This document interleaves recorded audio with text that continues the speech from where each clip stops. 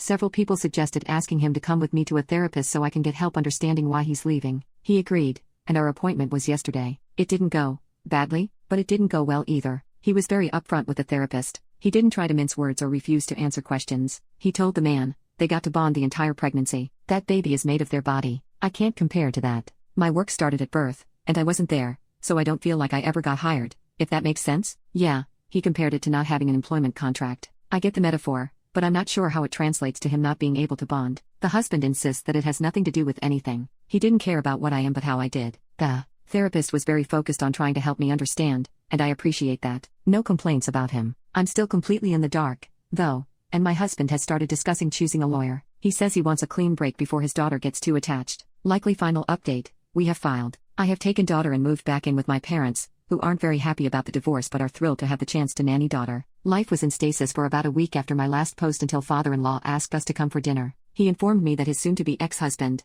Ryan, had asked for help paying a lawyer. He had agreed with the requirement that we all sit down and have one last talk about the situation. He said he thinks that getting this over with would be best for daughter and me, so he's willing to help, but he wanted to take one last shot at fixing it. The one last shot ended up being several hours of talking. Father-in-law bluntly demanded that Ryan explain his reasoning. Ryan repeated the can't bond thing, and father-in-law asked why. The employment contract analogy was brought up again. After much backward, what do you mean by this? Why is that? Father-in-law just said, I'm not buying this. What's the real reason, Ryan? Ryan insisted until the end that his reasoning was what he'd been saying. He did not see daughter be born, so he can't bond. He tried, he insisted. The connection isn't there. He was supposed to connect when his daughter was born. There was supposed to be a spark of connection between them, but I guess that spark can only happen right at birth. In his mind, he can't get it now. Father-in-law asked if Ryan thought the daughter wasn't his. Ryan insists he has no doubts that he is the daughter's biological father. Father-in-law asked if Ryan was seeing someone else. Was there a woman or another pregnancy somewhere? Ryan did not react well to this. He threw his phone down on the table and said that we were free to search it. He's not a scumbag.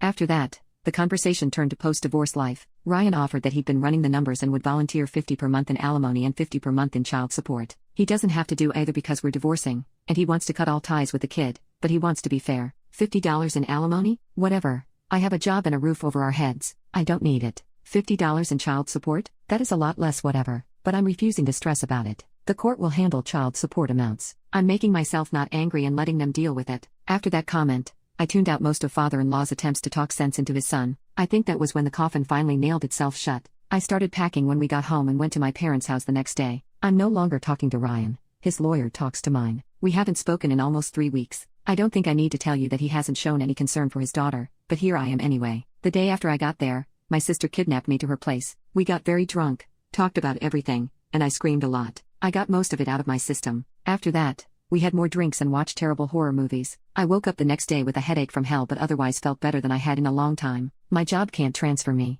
It's just my luck, but I've been promised a glowing reference, and I'm cashing out what little paid leave I have left to add to my savings. Father-in-law asked after the failed conversation if I would be cutting him off. I assured him that he might not see us as much because of how far away my parents live and not knowing where I'll end up, but he's not getting rid of me or daughter that easily. He was very happy to hear that. So that's where I am. Papers have been filed, and my daughter and I have moved out of the house. I'm doing my best to ignore Ryan's existence.